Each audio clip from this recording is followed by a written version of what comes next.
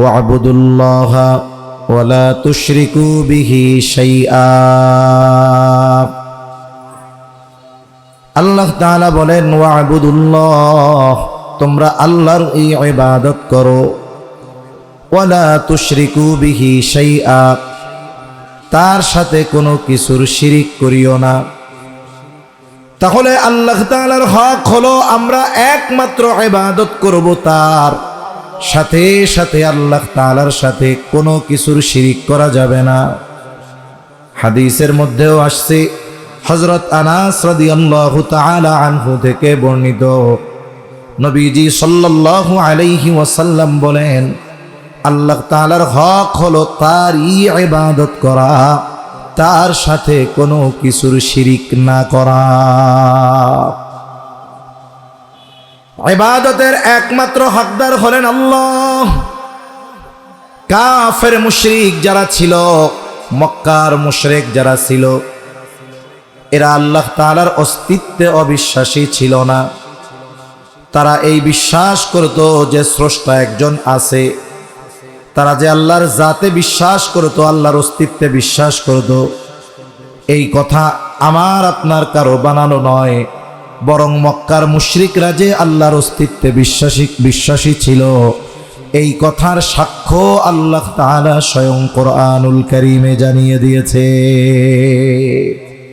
কাফের মুশরিক যারা, এরা আল্লাহর সাথে শিরিক করত, ইবাদতে শিরিক করত, আল্লাহ তাআলার গুণাবলীর সাথে শিরিক করত, কিন্তু এই কথা বিশ্বাস করত যে আল্লাহ আছেন। আমাদের দেশ সহ গোটা পৃথিবীতে বড় একটা অংশ এখন আছে যারা আল্লাহর অস্তিত্ব অস্বীকার করে। আমরা তাদেরকে বলি নাস্তিক। তাদের কি বলি? তারা বলে আল্লাহ বলে কেউ নাই, নাউযুবিল্লাহ, স্রষ্টার অস্তিত্ব নাই, এই পৃথিবী এমনি হয়েছে। আর একটা গ্রুপ আছে যারা বলে স্রষ্টা থাকতেও পারে নাও পারে। যারা বলে এরকম থাকতেও পারে নাও পারে, এরা সংশয়বাদী, এরাও নাস্তিকদের অন্তর্ভুক্ত। কারণ আল্লাহর ব্যাপারে বান্দার বিশ্বাস হলো এটা, আল্লাহর অস্তিত্ব আছে। ওই মক্কার মুশরিকেরা আল্লাহর অস্তিত্বে বিশ্বাসী ছিল, তবে তাদের ইবাদত সাথে সাথে আল্লাহর জন্য ছিল না। সাথে সাথে তারা আল্লাহর সাথে, আল্লাহর সিফাতের সাথে শিরিক করত। তাদের এই শিরিকটা এত ভয়াবহ ছিল, যার কারণে আল্লাহর অস্তিত্বের উপরে ওই বিশ্বাস তাদের আখিরাতে নাজাতের কারণ হবে না। আল্লাহর অস্তিত্বের ব্যাপারে তাদের বিশ্বাস কত দৃঢ় ছিল, আল্লাহ তাআলা কোরআনুল কারীমের মধ্যে বলেন, ওয়ালাইন সাআলতাহুম মান খালাকাস সামাওয়াতি ওয়াল আরদা লায়াকুলুন্নাল্লাহ। আল্লাহ তাআলা বলেন, আপনি যদি তাদেরকে জিজ্ঞাসা করেন তারা কারা, তার মানে মক্কার মুশরিক যারা, তাদেরকে যদি আপনি জিজ্ঞাসা করেন, তাদের কাছে যদি জানতে চান আসমান এবং জমিনের স্রষ্টাকে, মান খালাকাস সামাওয়াতি ওয়াল আরদ, আসমান এবং জমিনের স্রষ্টাকে, তারা তাদের উপাস্য যাদেরকে বানিয়েছে, দেব দেবী লাত মানাত উজ্জা, যাদের সামনে তারা সেজদা দেয়, মাথা নত করে, তারা তাদের কথা বলবে না। তাহলে আসমান জমিনের স্রষ্টা হিসাবে কার কথা বলবে? আল্লাহ তাআলা দুইটা তাকিদ যোগ করে বলেন, লায়াকুলুন্নাল্লাহ। আপনার এই প্রশ্নের জবাবে তারা অবশ্যই অবশ্যই এই কথাই বলবে যে আসমান এবং জমিনের স্রষ্টাকে। অবশ্যই অবশ্যই তারা বলবে যে আসমান জমিনের স্রষ্টা আল্লাহ। এরপরে আল্লাহ তাআলা আরেক জায়গায় বলেন, ওয়ালা ইন সাআলতাহুম মান নাযালা মিনাস সামাই মাআন ফাআহইয়া বিহিল আরদ বা'দা মাউতিহা। আপনি যদি তাদেরকে জিজ্ঞাসা করেন, তাদের কাছে যদি জানতে চান, মান নাযালা মিনাস সামাই মাআ, কে আসমান হতে পানি বর্ষণ করে, শুধু তাই নয়, ওই বর্ষিত পানির দ্বারা ফাআহইয়া বিহিল আরদা বা'দা মাউতিহা, ওই বর্ষিত পানির দ্বারা কে মৃত জমিনকে পুনরুজ্জীবিত করে। জমিন যেটা ফসল উৎপাদনের অনুপযুক্ত, ওটাকে বলা হয় মৃত জমিন। যেমন আপনাদের এলাকায় দেখলাম মাশাআল্লাহ অনেক ধান হয়, ধান হয়, বলেন তো ধানের জাত যত ভালো হোক, চারা যত ভালো হোক, কেউ যদি শুকনা ঠনঠনা জমিনের মধ্যে ওই চারা লাগায় রাখে, ফালায় রাখে, বলেন তো ওইটা ধান হবে না শুকিয়ে যাবে? আগে কি করতে হবে? বলে ওই মরা জমিন রে জীবিত বানাইতে হবে। মরা জমিন রে তাজা কেমনে বানায়? ফসল উৎপাদনের অনুপযুক্ত জমিনকে ফসল উৎপাদনের উপযুক্ত করে তোলার জন্য ওই জমিনকে নরম বানানোর দরকার। নরম বানানোর জন্য কি দরকার? বলে পানি দরকার। কি দরকার? পানি দরকার। এখন তো পানির কত ব্যবস্থা আছে, সেলো মেশিন আছে, মোটর আছে, ডিপ কল আছে, অনেক কিছু আছে, কিন্তু একটা সময় এই সমস্ত কোনো কিছুই ছিল না। বরং পৃথিবীর সব মানুষ আসমানওয়ালার আসমানি পানির জন্য অপেক্ষায় থাকতো।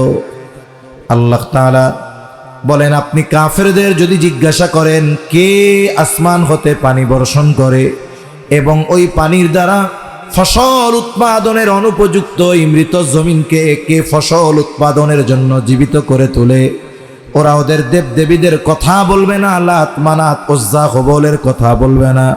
তারা কি বলবে?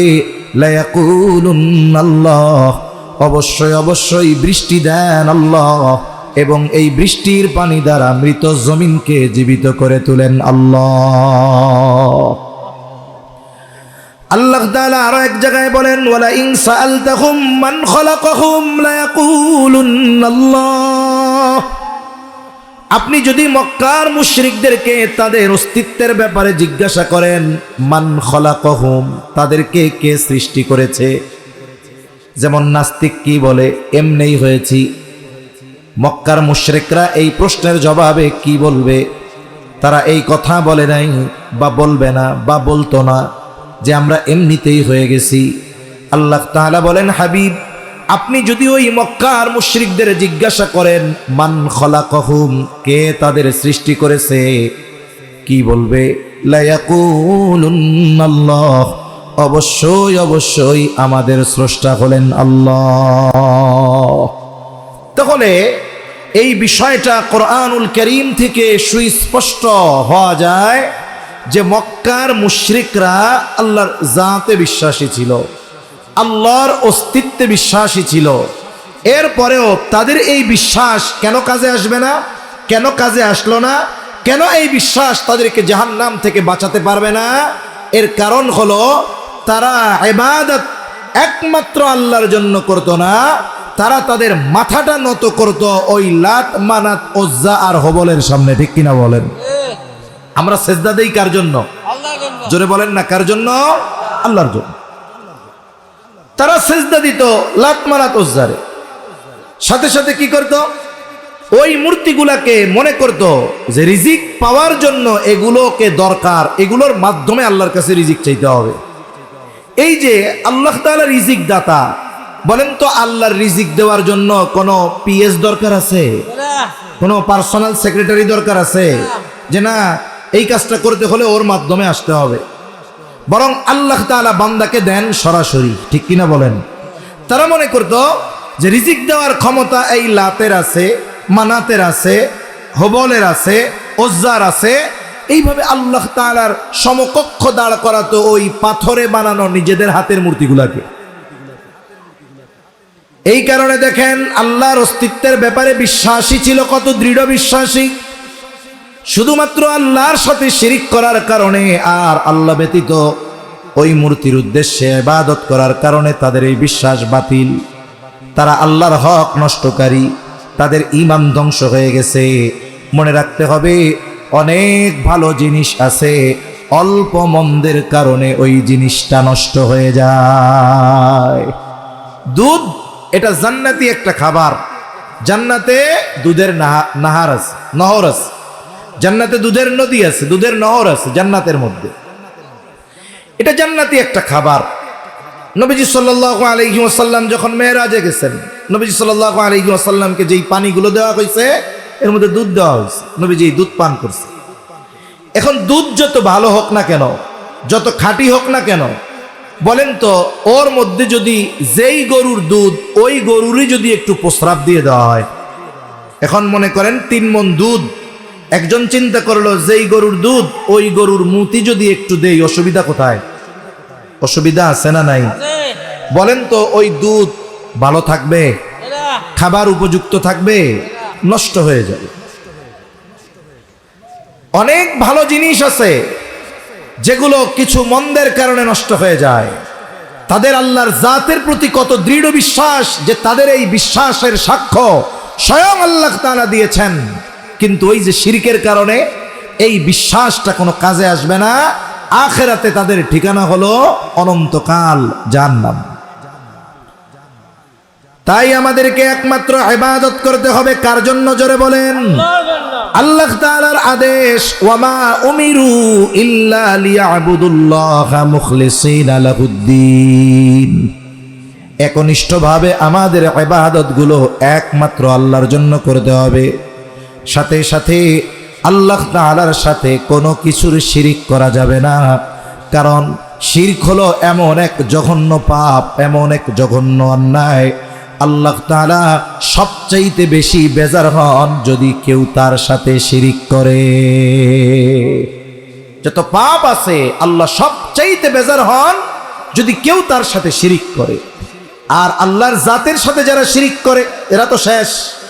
কিন্তু আমরা আল্লাহর জাতের সাথে শিরিক করি না, তবে আমরা আল্লাহর অনেক সিফাতের সাথে শিরিক করি। আমাদের অনেকের দ্বারা বড় শিরক হয়ে যায়, অনেকের দ্বারা ছোট শিরক হয়।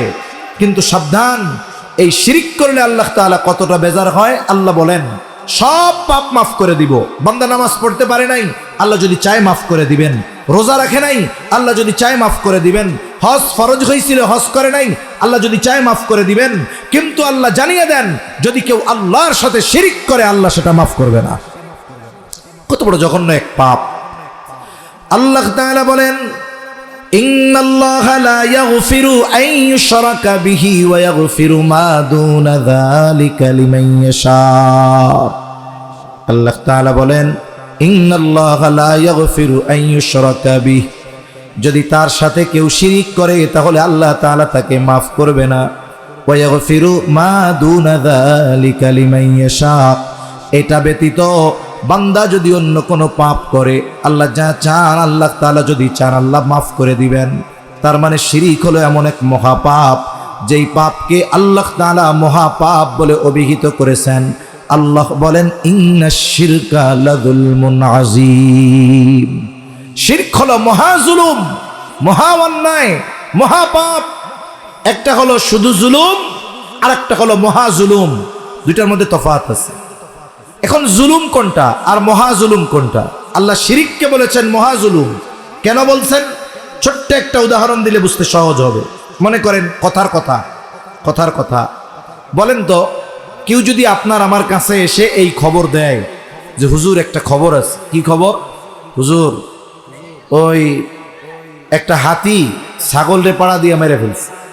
বলেন তো এটা কি কোনো আশ্চর্যজনক খবর হইল? এটা কি কোনো অদ্ভুত খবর হইল? কোনো ব্যাপারই না। ছাগল যদি হাতির পাত তলে পড়ে ওটা তো এমনিই বক্তা হয়ে যাবে। কিন্তু যদি খবরটা এর ব্যতিক্রম হয়, কি খবর? বলে হুজুর আমাদের বাড়ির পাশে এক লোকের একটা মুরগি আছে। ভালো কথা, ওই মুরগি লাথি মেরে হাতিরে মেরে ফেলছে। বলেন তো এটা বড় আশ্চর্যজনক খবর না? মহা আশ্চর্যজনক খবর যে মুরগি লাথি মাইরা হাতিরে মেরে ফেলছে। এটা তো মহা আশ্চর্যজনক খবর। স্বাভাবিক জুলুম হলো যেটা সবল কর্তৃক দুর্বলের ব্যাপারে করা হয়। সবল কর্তৃক দুর্বলের হক নষ্ট করা, অধিকার নষ্ট করা, এটা হলো সাধারণ জুলুম। আর মহাজুলুম কোনটা? সেটা হলো দুর্বল কর্তৃক সবলের হক নষ্ট করা। এখন আমরা মানুষ কি করি? মানুষ যে প্রভাবশালী সে দুর্বল মানুষের হক নষ্ট করে।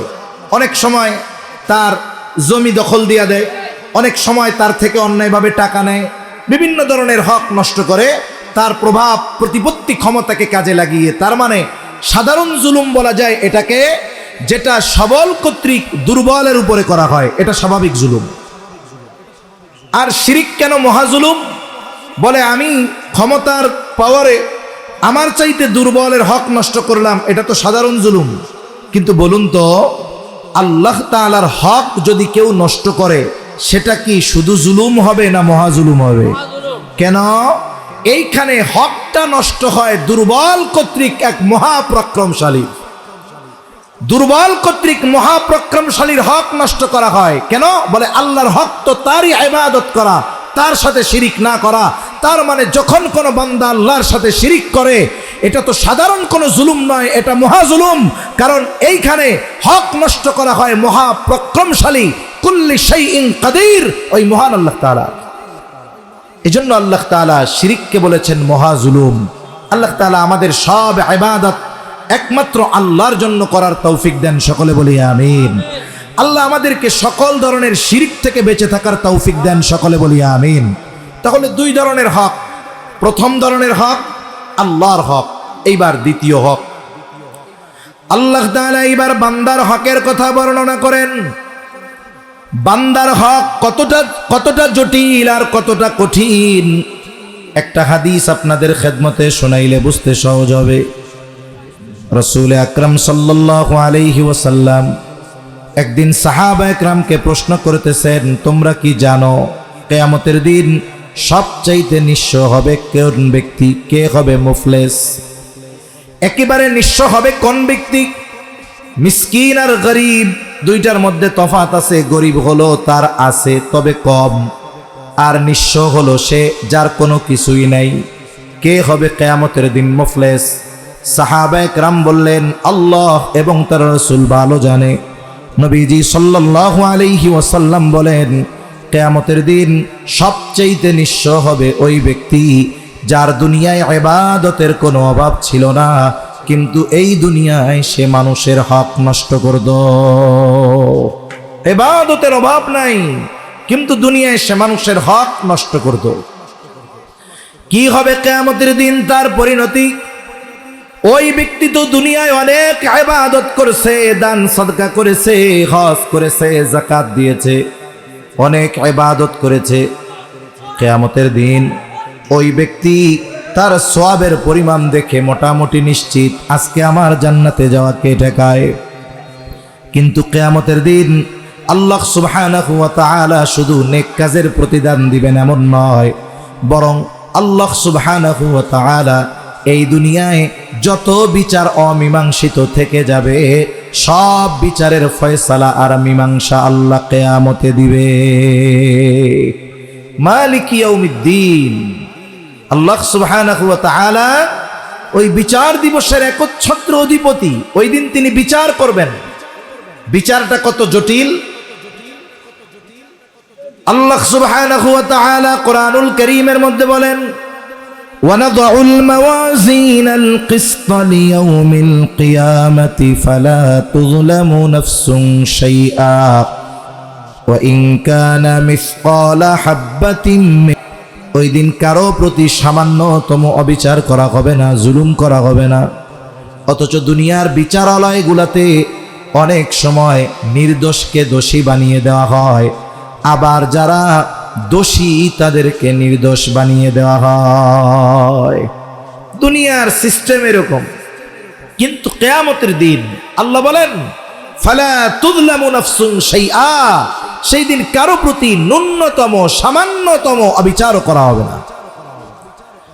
ওয়া ইন কানা মিসকালা হাববাতিন মিন খারদালিন আতাইনা বিহা, যদি দুনিয়াতে কেউ সরিষা দানা পরিমাণ কোনো আমল করে থাকে, কর্ম করে থাকে, এই কর্মকর্তা উভয়টাকেই হাজির করা হবে, বিচার করা হবে। এত মানুষের বিচার আল্লাহ কিভাবে করবেন? আল্লাহ তাআলা বলেন, কাফা বিনা হাসিবিন, হিসাব গ্রহণ করার জন্য আমি যথেষ্ট। যত মানুষ হোক তাদের সকলের হিসাবের জন্য যথেষ্ট যিনি, তিনি কে?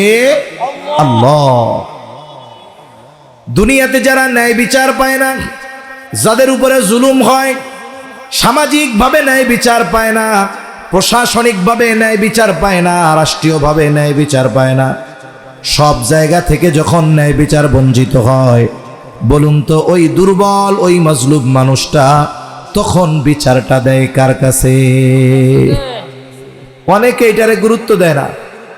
এই পৃথিবীতে সবচাইতে বড় অভিযোগ হলো কেউ যদি আমার আপনার ব্যাপারে বলে আল্লাহ, তার ব্যাপারে আপনার কাছে বিচার দিয়ে রাখলাম, এর চাইতে ওজনদার কথায় পৃথিবীর জমিনে আর কিছু হতে পারে না।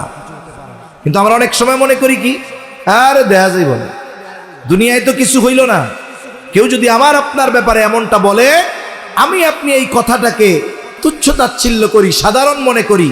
কিন্তু রাসূল আকরাম সাল্লাল্লাহু আলাইহি ওয়াসাল্লাম জানিয়ে দেন, এই যে মাজলুম যখন বদদোয়া করে, তার আর আল্লাহর মাঝে পর্দা থাকে না, তার দোয়াটা আল্লাহ কবুল করে নেয়। সুবহানাল্লাহ।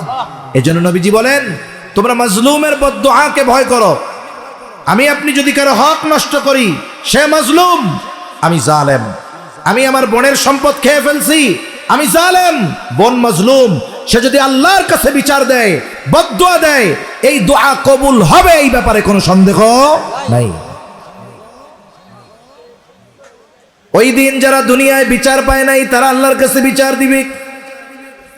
রাসূল আকরাম সাল্লাল্লাহু আলাইহি ওয়াসাল্লাম আর হাদিসের মধ্যে বলেন, তোমরা ওই দিনকে ভয় করো। কোন দিন? যেই দিন আল্লাহ বাদী বিবাদীর মধ্যে ফয়সালা করবেন, ওই দিন ফয়সালাকারী হবেন আল্লাহ। ওই দিনকে তোমরা ভয় করো, যেই দিন আল্লাহ বাদী বিবাদীর মধ্যে ফয়সালা করবে। নবীজি বলেন, দুনিয়াতে কেউ যদি কাউকে কথার দ্বারাও একটা কষ্ট দিয়ে থাকে, একটু খেয়াল দিয়ে শুনতে হবে। আজকে অনেক সময় আমরা দেখি তরুণ প্রজন্ম, যুবকরা অনেক ভালো আছে, নেককার আছে, সাথে সাথে মাঝে মধ্যে দেখা যায় এমন কিছু উচ্ছৃঙ্খল যুবক আছে যারা একেবারে তুচ্ছ কারণে তার বাপদাদার বয়সী মানুষের সাথে খারাপ ব্যবহার করে। অনেক আছে, খারাপ ব্যবহার করে, বকাঝকা দেয়। একটু খেয়াল দেন নবীজি কি বলতেছে, ওই দিনের ব্যাপারে তোমরা সতর্ক হয়ে যাও, যেই দিন আল্লাহ বাদী বিবাদীর মধ্যে ফয়সালা করবে, ওই দিনের ব্যাপারে তোমরা ভয় করো। নবীজি বলেন, যদি কেউ কাউকে দুনিয়ায় অন্যায়ভাবে কথার দ্বারাও কষ্ট দিয়ে থাকে, যদি দুনিয়ায় কেউ কাউকে অন্যায়ভাবে কথার দ্বারাও কষ্ট দিয়ে থাকে, নবীজি বলেন এই বিষয়টারও ফয়সালা কিয়ামতে যিনি করবেন তিনি কে? প্রত্যেকটা মানুষের উপরে মানুষের হক আছে, মুসলমানের উপরে মুসলমানের হক আছে, মানুষের উপরে মানুষের হক আছে। হোক সে পরিচিত কিবা অপরিচিত, হোক সে মুসলিম কিবা অমুসলিম, হোক সে আমার এলাকার লোক বা বাইরের লোক। স্বাভাবিকভাবে যখন আমি আপনি মুখোমুখি হব, আমাদের বয়স বা অবস্থার আলোকে কিছু হক আপনার উপরে, কিছু হক আমার উপরে অটোমেটিক হয়ে যায়। যেমন মনে করেন, যে আছেন আজকের মাহফিলের সম্মানিত সভাপতি সাহেব, তাই না? সভাপতি সাহেব উনি আমার মুরব্বী, উনি সিটিজেন, উনি সিনিয়র সিটিজেন। ওনার হক কি আমার কাছে? ওনার সাথে তো আমার আত্মীয়তার সম্পর্ক নাই, জীবনে প্রথম দেখা হয়েছে। কিছু হক অলরেডি আমার উপরে চলে এসেছে। কি হক? বলে আমি ওনার সাথে খারাপ ব্যবহার করতে পারবো না, আমি ওনাকে কষ্ট দিতে পারবো না, আমি ওনার ছোট। বলে আমার ব্যাপারেও কিছু হক ওনার উপরে অটোমেটিক হয়ে গেছে। কি? উনি আমাকে খারাপ ব্যবহার করতে পারবেন না, উনি আমাকে স্নেহ করবেন, ভালোবাসবেন। এখন আমি যদি কথার কথা ওনাকে কথার দ্বারা একটা কষ্ট দিলাম, এটা দ্বীনি বিষয় নয়, দুনিয়ার কারণে কথার দ্বারা একটা কষ্ট দিলাম, খারাপ ব্যবহার করলাম, উনি আমার কাছে যেই আচরণ প্রাপ্য বড় হিসাবে আমি সেই আচরণ করলাম না। এখন কি হইল? আমি ওনার কাছে ক্ষমা চাইলাম না, অথবা উনি আমাকে মাফও করলেন না, আমিও ক্ষমা চাই নাই, উনিও মাফ করে নাই। এই যে হকটা নষ্ট করেছি, আচরণগত হক কষ্ট দিয়েছি, বলে কিয়ামতের দিন এই বিষয়টারও হযরতের আর আমার মধ্যে ফয়সালা করবে কে? ওই দিন কি দিতে হবে? আমি যদি অন্যায় করি, উনি বলবে যে আজকে ওই সালাম কালাম দিলে কাম হইব না, ওই যে হুজুর কোরআন শরীফ এক খতম পড়ছিল, এটার সব আমারে দেওয়া লাগবে। বলে আমি সেই দিন দিতে বাধ্য, আমি সেই দিন দিতে কি বাধ্য। দুনিয়ার নিয়ম হবে কি? হয়তো আপনি আমি দুনিয়ায় মনে করতেছি আমি আর একজনের ছোট্ট একটা হক নষ্ট করছি, আমি তার 50 টাকার হক নষ্ট করেছি, কিন্তু মনে রাখতে হবে কিয়ামতের দিন 50 টাকা পরিশোধের সুযোগ নাই। তখন কি হবে? তখন কি হবে? বলবে ওই হক দাতা যিনি হক পান, তিনি আল্লাহর কাছে বলবে, আল্লাহ আমি ওনার ওই 50 টাকার হক মাফ করব না, মাফ করতে পারি, ওই যে হজে গেছিল হজের সওয়াব আমার দিয়ে দেওয়া লাগবে। তারপর চিন্তা করে দেখেন, পাইতাম 50 টাকা, কিন্তু সওয়াব নিয়ে নিবে 1 হজের। তাই নবীজি বলেন ওই দিন আসার আগে সতর্ক হও, যেই দিন আল্লাহ তাআলা বাদী বিবাদীর মধ্যে ফয়সালা করবে। দুনিয়াতে কেউ যদি অন্যায়ভাবে কাউকে কথার দ্বারাও কষ্ট দিয়ে থাকে, নবীজি বলেন আল্লাহ তাআলা কিয়ামতের দিন ওই বিষয়টার ব্যাপারেও বিচার করবে। তবে একজন দিনের কথা বলছে, কথার কথা এলাকায় তো সব জায়গায় কম বেশি সুদখোর আছে, আপনাদের এলাকায় তো আলহামদুলিল্লাহ নাই। এখন বলেন তো, আমি যদি সুদের বিরুদ্ধে বলি, সুদওয়ালা কি কথাটা আরাম লাগবে না তার খারাপ লাগবে? এখন বলেন, তার আমার কথায় খারাপ লাগুক আর যা লাগুক, কিয়ামতের দিন কি আল্লাহ বলবে কেন সুদখোরের বিরুদ্ধে বলছিলা? এই বিচার হবে? কারণ আমি তো এই জায়গায় দুনিয়ার স্বার্থে বলি নাই, সে কষ্ট পাইলে কিছু করার নাই। আরেকজন মাদকতায় লিপ্ত, মাদক বেচা কেনা করে, মাদক সেবন করে, যুব সমাজকে ধ্বংস করে দিচ্ছে, আমি তার বিরুদ্ধে বললাম, সে আমার কথায় কষ্ট পাবে, এটা স্বাভাবিক, ঠিক কিনা বলেন? এখন সে যদি কষ্ট পায় তাতে আমার কিছু আসে যায় না, কারণ এই কষ্ট পাওয়ার দ্বারা কিয়ামতে আমার কোনো ক্ষতি নাই। বরং আমি যদি জানার পরে না বলি, এই কারণে আল্লাহর কাছে আমাকে ধরা পড়া লাগতে পারে, ঠিক কিনা বলেন? তাহলে দুনিয়ার কারণে অন্যায়ভাবে যদি কেউ কথার দ্বারা কষ্ট দেয়, তাহলে এই বিষয়টার হিসাব কিয়ামতের ময়দানে হবে। তাহলে দুনিয়ায় যারা ন্যায় বিচার পায় নাই, ওই দিন আল্লাহ তাআলার আদালতে তারা আল্লাহর কাছে বিচার দিবে, আর আল্লাহ অবশ্যই ন্যায় বিচার করবে। ওই পাহাড় পরিমাণ নেকের মালিক আল্লাহ তাআলার আদেশের অপেক্ষায়, এই বুঝি আমারে আদেশ দেয় তুমি জান্নাতে চলে যাও, কিন্তু জান্নাতে যাওয়ার অনুমতি দেওয়ার আগে ওই ব্যক্তির ব্যাপারে একজন আল্লাহর কাছে অভিযোগ দায়ের করবে, আল্লাহ এই ব্যক্তি দুনিয়ায় আমার হক নষ্ট করেছিল, দুনিয়ায় তার প্রভাব ছিল, ক্ষমতা ছিল, আয় আল্লাহ দুনিয়ায় আমি ন্যায় বিচার পাই নাই, আজকে আপনি আমার এই বিষয়ের ফয়সালা করে দেন। আল্লাহ সুবহানাহু ওয়া তাআলা এইবার যিনি বিবাদী, যার ব্যাপারে অভিযোগ দেওয়া হলো, তাকে জিজ্ঞাসা করবে, কি ব্যাপার, তোমার ব্যাপারে যে অভিযোগ দিচ্ছে এটা কি বাস্তব? কিয়ামতের ময়দানে অস্বীকার করার কোনো সুযোগ নাই। সে বলবে, স্বীকার যাবে, হ্যাঁ আমি দুনিয়ায় তার এই হক নষ্ট করেছিলাম। আল্লাহ তাআলা বলবে, তাহলে দাও, তার হকটা আদায় করে দাও।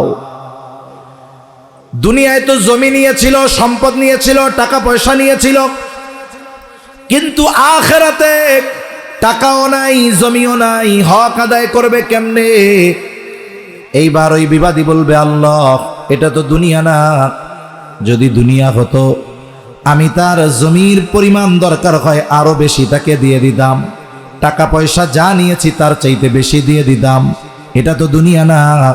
এইবার বাদীও বলবে, হ্যাঁ এটা তো দুনিয়া না, দুনিয়ায় আমার সম্পদ দরকার ছিল, এখন তো আমার সম্পদের প্রয়োজন নাই, তোমার দুনিয়ায় আমার কাছ থেকে তুমি অন্যায়ভাবে সম্পদ নিয়েছো, আজকে আমার সম্পদ লাগবে না, আমার হকটা তুমি তোমার নেক দ্বারা আদায় করে দাও। যেহেতু লেনদেন অনেক সময় বিভিন্ন বস্তুর দ্বারা হয়, আপনার কাছে একজন টাকা পায়, আপনি তারে টাকা দিতে পারতেছেন না, কি বললেন, ভাই টাকা নাই, আমার ওই যে ধান আছে ওই পরিমাণ ধান নিয়ে যাও। টাকা পাও, এত টাকা নাই, ভাই আমার এইটুকু জমির দামে এই টাকা হয়, দাও তোমারে লিখে দিতেছি। তার মানে অনেক সময় ঋণ দেনা পাও না, যেইটা ঋণ নেওয়া হয় হুবহু সেটা নয়, বরং অন্য কিছু দিয়েও ঋণ শোধ করা হয়। ও বলবে, এই জায়গায় তো আমার টাকা পয়সা জমি জাতি কিচ্ছু দরকার নাই, আমার যা দরকার তাই ওর কাছে আছে। কি আছে? বলে ওই যে নেকি আছে, আমারে ওই নেকিগুলা দিয়া হক আদায় করে দিক। যে জালেম সে তো কমার্শিয়াল, সে একজনের উপরে জুলুম করে না, সে জুলুম করে অনেকের উপরে। এইবার যখন ওই ব্যক্তিকে ন্যায় বিচার পাইতে দেখবে, একের পর এক মানুষ আসবে আল্লাহর কাছে অভিযোগ দায়ের করবে, আর সে নেক দিয়ে হক আদায় করতে থাকবে। একটা সময় দেখা যাবে এখনো অভিযোগকারীর সিরিয়াল অনেক লম্বা, কিন্তু লোকটার নেক সব খালি হয়ে গেছে। আল্লাহ বলবেন, হক আদায় করো। এইবার লোকটা বলবে, আল্লাহ আমার যত নেক ছিল হক আদায় করতে করতে সব শেষ হয়ে গেছে, আমার তো আর নেক নাই। এইবার পাওনাদাররা বলবে, বাদী বলবে, নেক নাই তাতে কি, তুমি আমাদের গুনাহগুলো নিয়ে আমাদের ঋণ শোধ করে দাও। এক গ্রুপকে দেওয়া লাগবে তার নেক আমল, ওইটা শেষ, এখনো হকদার আছে, তাদেরকে কি দিয়ে হক আদায় করবে? বলবে তাদের গুনাহ নিয়ে হক আদায় করা লাগবে। নবীজি বলেন, ওই ব্যক্তি হবে কিয়ামতের দিন সবচেয়ে নিঃস্ব ব্যক্তি, যার ইবাদতের অভাব ছিল না, নামাজের অভাব ছিল না, রোজার অভাব ছিল না, তাহাজ্জুদের অভাব ছিল না, কিন্তু সমস্যা সে বান্দার হক নষ্ট করত। তাই সম্মানিত উপস্থিতি, আমাদেরকে বান্দার হকের ব্যাপারে সর্বোচ্চ সচেষ্ট হতে হবে। আচার আচরণ আখলাক সব দিক দিয়ে খেয়াল করতে হবে যে কোনো ব্যক্তি যেন আমি মারা যাবার পরে আমার কাছে কোনো ধরনের হক পাওনা না থাকে। রহমতের নবী, মাসুম নবী, যার আগে পরের সব আল্লাহ মাফ করে দিয়েছেন, রহমাতুল লিল আলামিন মুহাম্মাদুর রাসূলুল্লাহ সাল্লাল্লাহু আলাইহি ওয়াসাল্লাম দুনিয়া থেকে বিদায় নেওয়ার অল্প কয়েকদিন আগে মসজিদে নববীতে সাহাবা একরামকে উপস্থিত করছেন। ওই জায়গায় নবীজি সাল্লাল্লাহু আলাইহি ওয়াসাল্লাম অনেক নসিহত করেছেন। এর মধ্যে নবীজি এই কথাটাও বলেছেন, তোমরা যদি কেউ আমার কাছে কোনো ধরনের হক পাওনা থাকো চেয়ে নাও। আমি চাই না কেউ আমার কাছে কোনো হক পাওনা থাকবে, এমত অবস্থায় আমি আল্লাহ তাআলার সাথে মিলিত হব। যার আগে পরের সব আল্লাহ মাফ করে দিয়েছেন, সেই রহমতের নবী রহমাতুল লিল আলামিন বান্দার হকের ব্যাপারে কতটা সচেষ্ট আর সতর্ক, অথচ আমরা এই বিষয়টা নিয়ে কোনো চিন্তাই করি না। আমরা শুধু চিন্তা করি যে আখিরাতে নাজাতের জন্য শুধু ইবাদত দরকার। মনে রাখতে হবে, ইবাদত তো কাজে লাগবে তখনই যখন আমি মানুষের হকগুলো যথাযথভাবে আদায় করব। তা না হলে ওই ইবাদতের বিনিময়গুলো ওই হকদারদেরকে কিয়ামতের দিন আমার দিয়ে দেওয়া লাগবে। আমাদের অঞ্চলগুলোতে আছে, আপনাদের এলাকায় আছে কিনা জানি না। অনেকে মনে করে যে বিপুল সংখ্যক মানুষ যদি ওই ব্যক্তির পক্ষে সমর্থন দেয় মারা যাবার পর যে লোকটা ভালো, তাহলে মনে হয় আল্লাহ তাকে মাফ করে দিবে। এই জন্য কি হয়, অনেক জানাজার মধ্যে এমনটা করে যে সারা জীবন মানুষের মাইরা খাইছে, ঘুষ খাইছে, সুদ খাইছে, মানুষের জমি দখল দিয়া খাইছে। এখন বিশাল জানাজা লোকজন আসছে, আসার পরে চিন্তা করে এটা একটা সুযোগ। এবার মাইকের মধ্যে কয় লোকটা কেমন ছিল, যেটা খারাপ কইবে এটা তো কোয়া যায় না, লজ্জার ঠেলায় কয় ভালো ছিল। কেমন ছিল, কয় ভালো ছিল। আরো জোরে কন কেমন ছিল, কয় লোকটা ভালো ছিল। ও মনে করছে এই যে সবাই সাক্ষী দিছে 7 খুন মাপ, এত সহজ না, এত সহজ নয়। তাই আমাদেরকে বান্দার হকের ব্যাপারে সচেষ্ট হওয়া দরকার। এখন আল্লাহ তাআলা 9 ধরনের হকের কথা বলছেন। এই জায়গায় 9টি হকের কথা আল্লাহ তাআলা বলছেন। প্রত্যেকটি হকের কথা এক এক মজলিসে লম্বা সময় নিয়ে বলা দরকার। আমি শুধু একটু টাচ দিয়ে যাই আপনাদের। আল্লাহ সুবহানাহু ওয়া তাআলা তার হকের পরপরই সর্বপ্রথম আল্লাহ তাআলা পিতা মাতার হকের কথা বলেছেন। আল্লাহ তাআলা বলেন, ওয়া'বুদুল্লাহা ওয়ালা তুশরিকু বিহি শাইআন ওয়া বিল ওয়ালিদাইনি ইহসানা। আল্লাহ তাআলা মানুষের হকের মধ্যে সর্বপ্রথম মাতা পিতার হকের কথা উল্লেখ করে বলেন, ওয়া বিল ওয়ালিদাইনি ইহসানা, তোমরা পিতা মাতার সাথে সদাচরণ করো, ভালো ব্যবহার করো, সদ্ব্যবহার করো। মনে রাখতে হবে সদাচরণ এটা ব্যাপক অর্থবোধক একটি শব্দ। তার মানে মাতা পিতার সাথে যত ধরনের আচরণ, ভালো আচরণ, সদাচরণ, সব ধরনের ভালো আচরণ করবা। সাথে সাথে যত ধরনের হক মা বাবা পাওনা, সব ধরনের হক মা বাবার ক্ষেত্রে আদায় করবা। আল্লাহ সুবহানাহু ওয়া তাআলা তার ইবাদতের পরপর মা বাবার সাথে সদাচরণ করার কথা বলেছেন। তার মানে কি, মা বাবার যত হক আছে, জীবিত অবস্থার হক হোক, মৃত অবস্থার হক হোক, সব ধরনের হক আদায় করতে হবে। মা বাবার সাথে আচরণগত হক আছে, কর্মগত হক আছে, সব ধরনের হক আদায় করতে হবে। আল্লাহ তাআলা কোরআনুল কারীমের সূরা বনী ইসরাঈলের মধ্যে মা বাবার হকের ব্যাপারে আল্লাহ তাআলা আলোচনা করেছেন। ওই জায়গায় আল্লাহ তাআলা স্পেশাল ভাবে মা বাবার হকের কথা বলেছেন। আল্লাহ তাআলা বলেন, ওয়াকাযা রাব্বুকা আল্লা তা'বুদু ইল্লা ইয়্যাহু ওয়া বিল ওয়ালিদাইনি ইহসানা।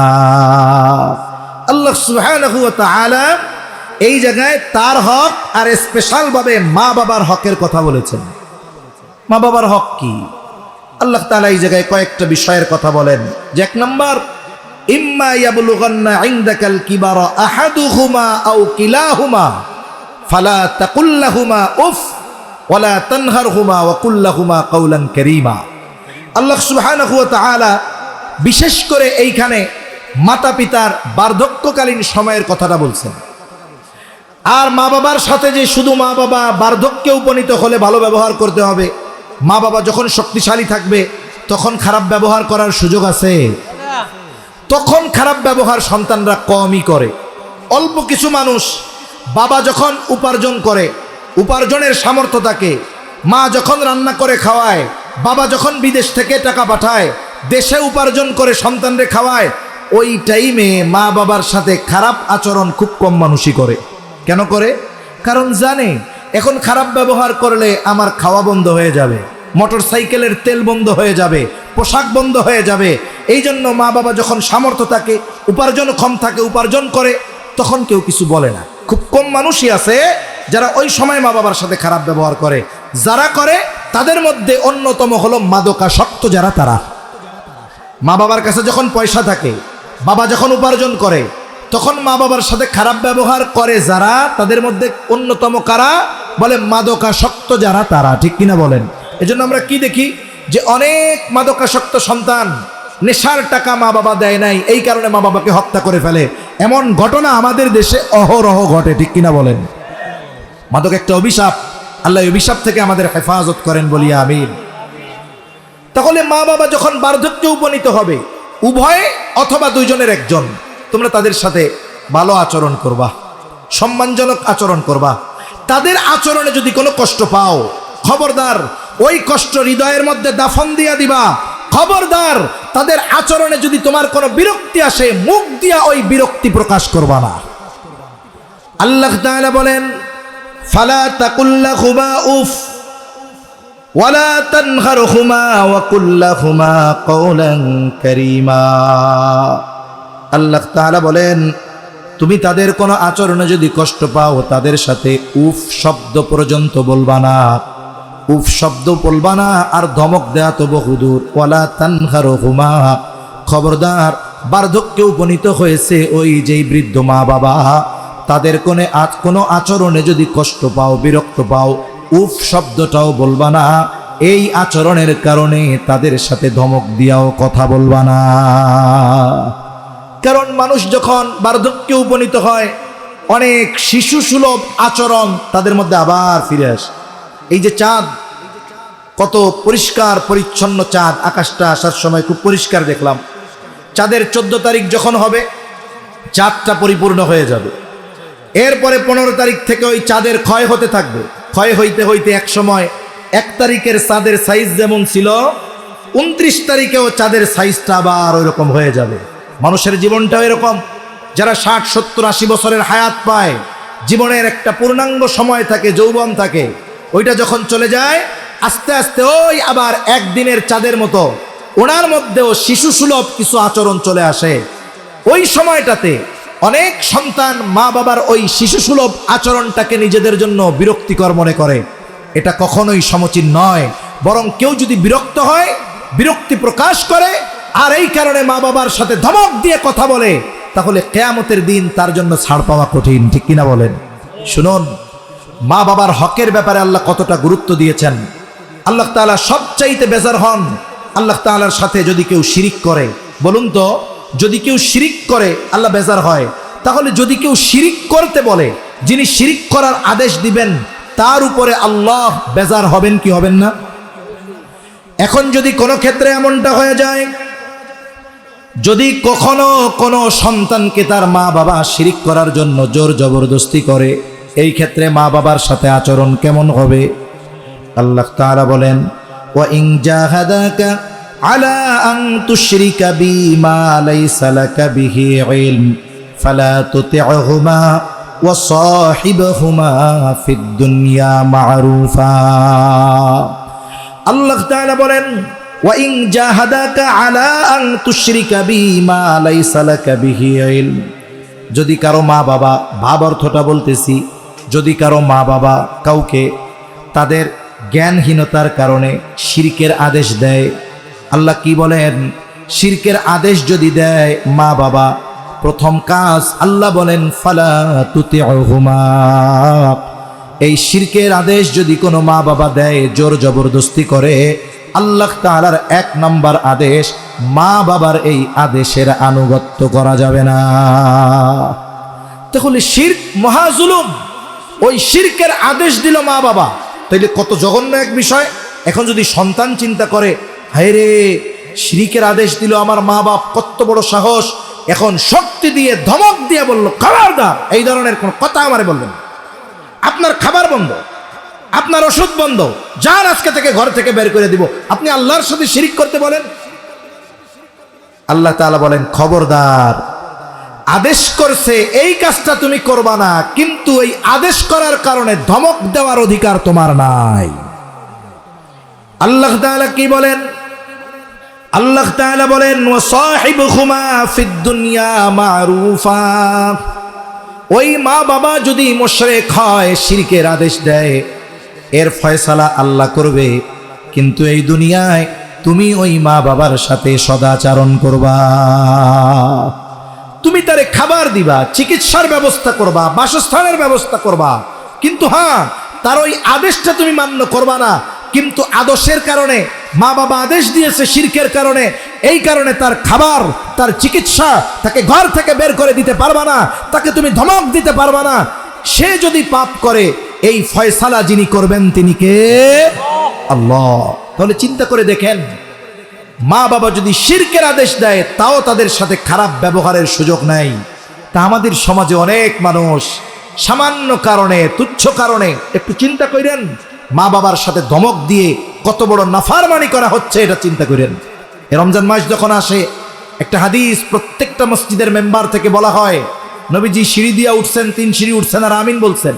সাহাবা একরাম প্রশ্ন করার পরে নবীজি আমিন বলার কারণ যেগুলো বলেছেন, একটি কারণ, জিবরাইল আলাইহিস সালাম আমার কাছে আসছে, বলছে যেই ব্যক্তি তার মা বাবা দুইজনকেই পেল, অথবা দুজনের একজনকে পেল, কিন্তু জান্নাত উপার্জন করতে পারলো না, তাদের সন্তুষ্টি অর্জন করতে পারলো না, সে ধ্বংস হয়ে যাক। বলছে কে? রূহুল আমিন দোয়া করছে, বিশ্বস্ত ফেরেশতা ওহীর বাহক আর রাহমাতুল লিল আলামিন বলেছে আমিন। বলুন তো এই দোয়া যে কবুল হয়েছে কোনো সন্দেহ আছে? সন্দেহ নাই। তাহলে মানুষের হকের মধ্যে 1 নম্বর হক হলো মা বাবার হক। আমরা কখনো মা বাবার সাথে কোনো কারণে অসৎ আচরণ করব না, আল্লাহ তৌফিক দান করেন, বলি আমিন। কেউ যদি মুসলিম হয়ে যায়, তার মা বাবা যদি কাফেরও থাকে, খবরদার মা বাবার সাথে ওই সময়টাতেও খারাপ ব্যবহারের কোনো সুযোগ নেই। তাহলে আল্লাহ তাআলা বান্দার হকের মধ্যে 1 নম্বর হক, আল্লাহ তাআলা বলেন যে তোমরা মা বাবার সাথে সদাচরণ করবা, ওয়াবিল ওয়ালিদাইনি ইহসানা। 2 নম্বর ওয়াবিদিল কুরবা, আত্মীয়তার হকের ব্যাপারে আল্লাহ তাআলা বলেছেন। আমাদের দেশের অবস্থা এমন, আত্মীয়তার সম্পর্ক আমরা স্বার্থের সম্পর্ক বানায় ফেলছি, অথচ মানুষ তুচ্ছ কারণে কাছের আত্মীয়তার সম্পর্ক ভেঙে ফেলে। সম্পদের কারণে ভাইয়ের সাথে বোনের সম্পর্ক নাই, চাচার সাথে ভাতিজার সম্পর্ক নাই, অথচ নবীজি সাল্লাল্লাহু আলাইহি ওয়াসাল্লাম বলেন লা ইয়াদখুলুল জান্নাতা কাতি'। নবীজি বলেন যেই ব্যক্তি আত্মীয়তার সম্পর্ক ছিন্ন করে সে জান্নাতে যেতে পারবে না, সে জান্নাতে প্রবেশ করতে পারবে না। এখন আসেন, আত্মীয়তার সম্পর্ক অধিকাংশ সময় ছিন্ন হয় সম্পদের কারণে। কিসের কারণে? জোরে বলেন। ভাইয়ের সাথে বোনের সম্পর্ক নষ্ট হয় কোন কারণে? সম্পদের কারণে। চাচার সাথে ভাতিজার সম্পর্ক নষ্ট হয় সম্পদের কারণে।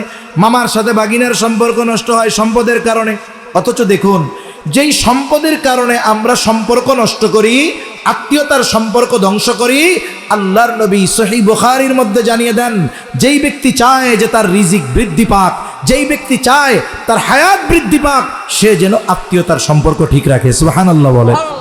সম্পদের কারণে আমরা সম্পর্ক নষ্ট করি। নবীজি বলেন তুমি যদি আত্মীয়তার সম্পর্ক ঠিক রাখো, তাইলে তোমার হায়াতে আল্লাহ বরকত দিবে, আল্লাহ তাআলা তোমার রিজিকের মধ্যে বরকত দিবে। তাহলে আমরা আত্মীয়তার সম্পর্ক নষ্ট করব না। আত্মীয়তার সম্পর্ক হবে আত্মার, হৃদয়ের। এটা এক অন্যরকম সম্পর্ক। মনে রাখতে হবে, দুনিয়ার স্বার্থের কারণে আমরা ভাই বোন আমা, ফুফু, খালা এই ধরনের কোনো সম্পর্ক নষ্ট করব না। মনে রাখবেন, কেউ যদি আমার আপনার হক নষ্ট করে, সে যদি আপনার হক নিয়ে যায়, আমার হক নিয়ে যায়, আমি সম্পর্ক ঠিক রাখবো। সে যদি আমার হক নষ্ট করে, কিয়ামতের দিন আমার এই হক উসুল করে দিবেন কে? আল্লাহ করে দিবে। এজন্য দুনিয়ার স্বার্থে আমরা আত্মীয়তার সম্পর্ক নষ্ট করব না। এরপরে আল্লাহ সুবহানাহু ওয়া তাআলা ওয়াল ইয়াতামা ওয়াল মাসাকিন, ইয়াতিমের হকের ব্যাপারে আল্লাহ তাআলা বলেছেন ইয়াতিমের জটিল হক। কারণ রাসূল আকরাম সাল্লাল্লাহু আলাইহি ওয়াসাল্লাম ইয়াতিমের হকের ব্যাপারে গুরুত্ব দিয়েছেন। আর আল্লাহ সুবহানাহু ওয়া তাআলা কোরআনুল কারীমের মধ্যে রিজিক সংকীর্ণতার যে কারণগুলো বর্ণনা করেছেন, এর মধ্যে একটি কারণ হলো ইয়াতিমের হকগুলো আদায় না করা। আল্লাহ তাআলা বলেন রিজিক সংকীর্ণতার কারণ যে তোমরা লা তুকরিমুনাল ইয়াতীম, তোমরা ইয়াতিমদেরকে সম্মান করো না। মুফাসসিরিনে কেরাম বলেন ইয়াতিম তো ছোট হয় ওই নাবালক ছেলে মেয়ে যার বাবা নাই অথবা যার মা বাবা কেউই নাই, এ হলো ইয়াতিম। তাই ইয়াতিম তো ছোট হয়, ছোটকে তো স্নেহ করে, সম্মানের কি আছে? ছোটকে কি করে? স্নেহ করে। কিন্তু সম্মানের কথা আসলো কেন? আল্লাহ তাআলা এখানে বুঝাইলেন যে তোমরা ইয়াতিমের হক আদায় করো না। ইয়াতিমের হক কি? সাধারণভাবে ইয়াতিম যারা, তারা সবাই আমাদের কাছে হক পায়। ইয়াতিম দুই ধরনের, একটা তো গরিব ইয়াতিম আর একটা সম্পদওয়ালা ইয়াতিম। সম্পদওয়ালা হোক আর সম্পদহীন হোক, দরিদ্র হোক, উভয় ইয়াতিম আমার আপনার কাছে এক নম্বরে যেটা পাওনা সেটা হলো ভালো ব্যবহার। ইয়াতিম কি পাওনা বলেন? এক নম্বর হক কি? ভালো ব্যবহার। কারণ একজন ইয়াতিমের সাথে যদি খারাপ আচরণ করা হয়, যার সম্পদ আছে কিন্তু তার সাথে খারাপ ব্যবহার যদি করা হয়, তার দিলের মধ্যে কথাটা আসবে, আরে আজকে যদি আমার আব্বু বেঁচে থাকতো তাইলে মানুষেরা আমার সাথে খারাপ ব্যবহার করতো না। আর যে ইয়াতিম, গরিব ইয়াতিম, দরিদ্র ইয়াতিম, বাবাও নাই সম্পদও নাই, তার দিলের মধ্যে কথা আসতো, আরে আমার বাপ তো নাই, সম্পদও নাই, যদি বাবা থাকতো, সম্পদ থাকতো, তাইলে মানুষ আমার সাথে খারাপ ব্যবহার করতো না। নবীজি সাল্লাল্লাহু আলাইহি ওয়াসাল্লামের কাছে একজন আসছে, এসে বলে ইয়া রাসূলুল্লাহ সাল্লাল্লাহু আলাইহি ওয়াসাল্লাম, আমার দিলটা বড় কঠোর হয়ে গেছে, শক্ত হয়ে গেছে, আপনি আমার একটা আমল শিখায়া দেন, যেই আমল করলে আমার কঠোর দিলটা নরম হয়ে যাবে। নবীজি সাল্লাল্লাহু আলাইহি ওয়াসাল্লাম তাকে বললেন আমসাহ রাসাল ইয়াতীম ওয়া আত'ইমিল মিসকিন, তুমি ইয়াতীমের মাথায় হাত বুলায় দাও আর মিসকিনদের খানা খাওয়াও। ইয়াতীমের মাথায় হাত বুলাও, আল্লাহ তাআলা তোমার কঠোর হৃদয়টাকে শক্ত বানায় দিবে। অনেক সময় তো এমন হয়, অন্য ইয়াতীমের কথা তো বহুদূর, নিজের ঘরে ইয়াতীম থাকে, তার হক নষ্ট করে বসে থাকে, এমন লোক আছে না নাই? ভাই মারা গেছে, ভাইয়ের ছেলে একটা আছে বাচ্চা ইয়াতীম, আর এক ভাই মুখে কয় ইন্না লিল্লাহ, মনে মনে কয় আলহামদুলিল্লাহ, ভালোই হইছে। ভাইয়ের যে সম্পদ বাপ রেখে গেছে, বাতিজা কিনির খবর আছে? হ্যাঁ, তো সব চাইতে ভালো জমি যেটা, এটা আমি একা দখল দিব। আর যেই জায়গায় কিচ্ছু হয় না, পতিত পড়ে থাকে, টাকা দিলেও মানুষ কিনতে চায় না, ওই জায়গার থেকে বাতিজারে দিয়ে দিব। বলেন তো এইরকম লোক সমাজে আছে না নাই? মনে রাখতে হবে, ইয়াতীমের সম্পদ নষ্ট করা, ইয়াতীমের হক নষ্ট করা, বিশেষ করে ইয়াতীমের সম্পদ যদি কেউ অন্যায়ভাবে ভক্ষণ করে, এটা সাধারণ কোনো হক নষ্ট নয়, বরং এটা সে আগুন ভক্ষণ করে। স্বাভাবিকভাবে আল্লাহ তাআলা কোরআনুল কারীমে অন্যায়ভাবে কারো সম্পদ ভক্ষণ করতে মানা করেছেন। আল্লাহ বলেন ওয়ালা তাকুলু আমওয়ালাকুম বাইনাকুম বিল বাতিল, অন্যায়ভাবে অবৈধভাবে কারো সম্পদ ভক্ষণ করা যাবে না। আর এই সম্পদটা যদি ইয়াতীমের হয়, আল্লাহ তাআলা আরো কঠিন কথা বলেন। আল্লাহ কি বলেন? ইন্নাল্লাযীনা ইয়াকুলুনা আমওয়ালাল ইয়াতামা যুলমান ইন্নামা ইয়াকুলুনা ফী বুতুনিহিম নারা ওয়া সায়াসলাউনা সাঈরা। আল্লাহ তাআলা বলেন, যারা অন্যায়ভাবে ইয়াতীমের সম্পদ ভক্ষণ করে, ইন্নামা ইয়াকুলুনা ফী বুতুনিহিম নারা, কেমন যেন আগুন দ্বারা তাদের পেট ভরপুর করে, আগুনের ঠিকানা হলো জাহান্নাম। তাই আল্লাহ তাআলা বলেন ওয়াসায়াসলাউনা সাঈরা, অচিরেই তাদের আবাসস্থল হবে জাহান্নাম। তাই খবরদার, ইয়তিমের হক তো নষ্ট করবই না, বরং আল্লাহ যদি সামর্থ্য দেয় তাহলে ইয়তিমের অভিভাবক হয়ে যাবে। একটা ইয়তিমের খরচ বহন করব। আমার একজন ইয়তিমের পূর্ণাঙ্গ খরচ বহন করার সামর্থ্য নাই, তিনজনে মিলে একজনের দায়িত্ব নেন যে আমি তার পোশাক দিয়ে দিব, আমি তার খাবারের খরচ দিব, আমি তার লেখাপড়ার খরচ দিব। আল্লাহ রাসূল সাল্লাল্লাহু আলাইহি ওয়াসাল্লাম বলেন, আনা ওয়া কাফিলুল ইয়াতীম কাহাতাইনি ফিল জান্নাহ। নবীজি বলেন, আমি আর ইয়তিমের অভিভাবক এইভাবে জান্নাতের মধ্যে থাকবো। এই কথা বলে এই দুইটা আঙ্গুল নবীজি দেখায় বলেন, এই দুইটা আঙ্গুল যেমন পাশাপাশি অবস্থানরত, নবীজি বলেন আমি আর ইয়তিমের অভিভাবক জান্নাতে ওই রকম পাশাপাশি অবস্থান করব। সুবহানাল্লাহ। তাহলে ইয়তিমের হকগুলো আদায় করতে হবে। এরপরে আল্লাহ সুবহানাহু ওয়া তাআলা বলেন, আল মাসাকিন, মিসকিনদের হক, নিঃস্ব যারা তাদের হক, যারা মিসকিন অসহায়। ওই যে ওই হাদিসটা বললাম, দিলকে আল্লাহ তাআলা নরম বানায় দিবে, সাথে সাথে মিসকিনদের খানা খাওয়ানো এটা নিজের রিজিক বৃদ্ধির অন্যতম কারণ। আল্লাহ সুবহানাহু ওয়া তাআলা কোরআনুল কারীমের মধ্যে রিজিক বৃদ্ধির যেই আমলগুলোর কথা বলেছেন, এর মধ্যে একটা হলো এইটা। উপরন্তু যারা মিসকিনদের খানা দেয় না, মিসকিনদের খানা পাওয়া এটা তাদের হক। বলে যাদের সামর্থ্য আছে কিন্তু মিসকিন অসহায়ের জন্য খানার ব্যবস্থা করে না, পোশাকের ব্যবস্থা করে না, দুনিয়াতে আল্লাহ তাআলা ওই ব্যক্তিদেরকে রিজিক সংকীর্ণতার মুখোমুখি করবে। সাথে সাথে জাহান্নাম থেকে বাঁচার অন্যতম আমল মিসকিনদের খানা খাওয়ানো। জান্নাতি আর জাহান্নামীদের মধ্যে কথাবার্তা। জান্নাতীরা জিজ্ঞাসা করবে, মা সালাকাকুম ফি সাকার, কোন কারণে সাকারের অধিবাসী হইলা, জাহান্নামে কেন আসা লাগলো? জাহান্নামীরা বলবে, লাম নাকু মিনাল মুসাল্লিন, আমরা মুসল্লি ছিলাম না। 2 নম্বর কারণ বলবে, ওয়ালাম নাকু নুতঈমুল মিসকিন, আমি মিসকিনদের খানা খাওয়াইতাম না। চিন্তা করে দেখছেন, মিসকিনদের খানা খাওয়ানো মানে কি? দুনিয়ায় রিজিকের মধ্যে আল্লাহ বরকত দিবে, রিজিক সংকীর্ণতা থেকে বাঁচাবে, সাথে সাথে মিসকিনদের খানা খাওয়ানোর মাধ্যমে জাহান্নাম থেকে বাঁচা যাবে। রাসূল আকরাম সাল্লাল্লাহু আলাইহি ওয়াসাল্লামের কাছে এক ব্যক্তি আসলো।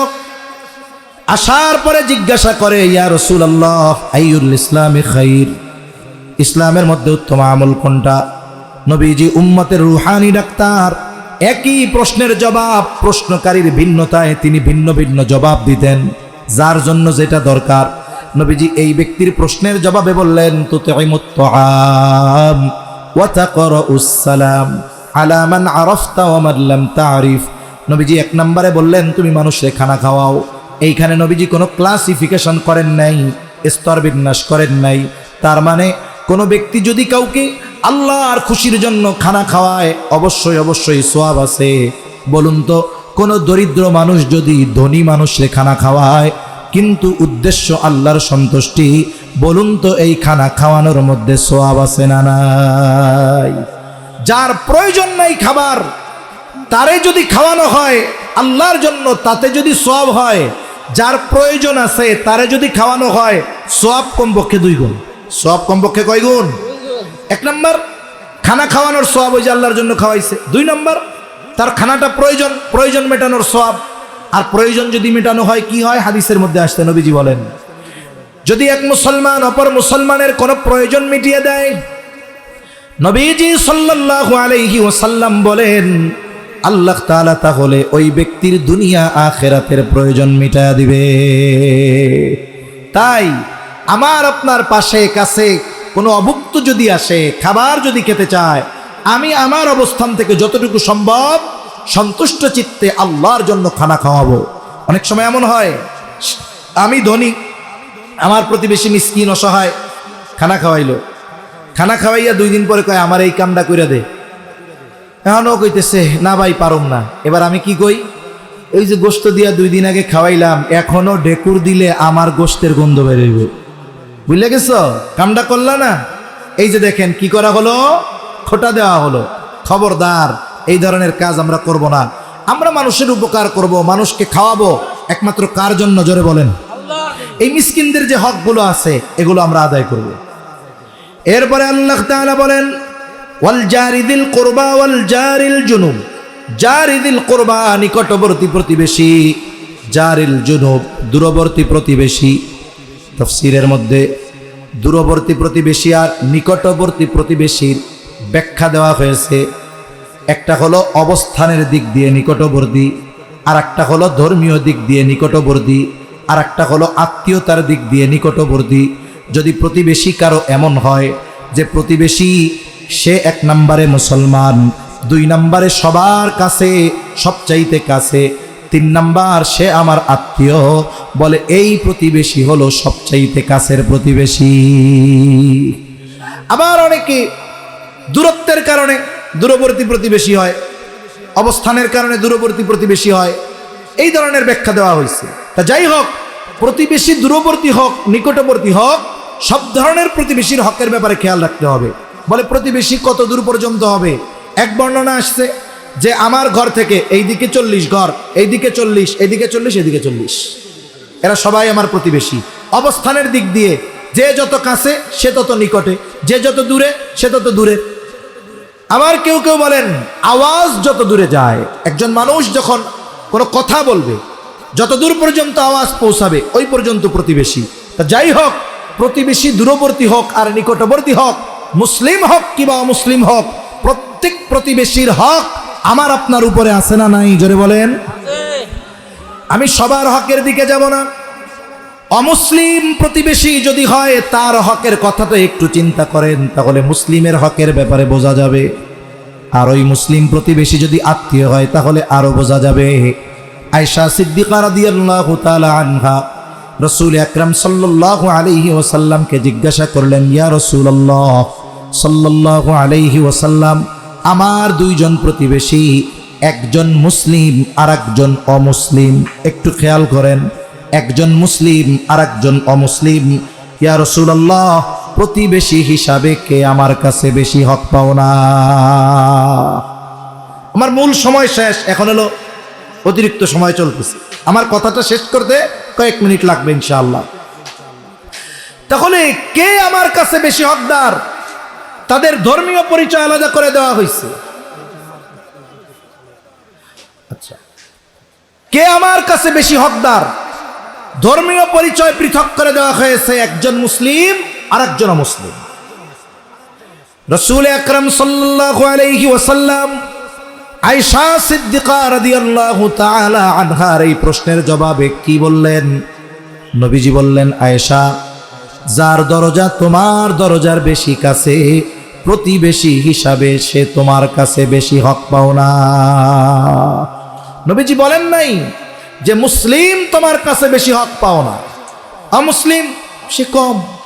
বরং নবীজি বললেন, যার দরজা তোমার দরজার বেশি কাছে, নৈকট্যতার দিক দিয়ে, কাছাকাছির দিক দিয়ে সে হলো নিকটবর্তী প্রতিবেশী। নবীজি বলেন, যার দরজা তোমার দরজার বেশি কাছে, প্রতিবেশী হিসাবে সে বেশি হকদার। এখন বলেন, ওই দরজাওয়ালা সে যদি মুসলমান হয়, সে যদি আমার আত্মীয় হয়, বলুন তো হক সে আমার কাছে বেশি পাওনা হবে কি হবে না? জোরে বলেন। কিন্তু আফসোস, আপনাদের অঞ্চলের খবর আমি জানি না, দেশের বিভিন্ন অঞ্চলে, আমাদের এলাকায় সহ, এলাকা সহ প্রতিবেশীর সাথে সম্পর্ক থাকবে সবচাইতে গভীর, কিন্তু সবচাইতে বেশি দ্বন্দ্ব হলো প্রতিবেশীর সাথে প্রতিবেশীর। একই ও কয়, তোমার বাড়ির মধ্যে আমার গেছে 15 হাত, আমি মাপ দিলে তো বেটা তুই পায়খানা করার জায়গাটাই পাইবি না।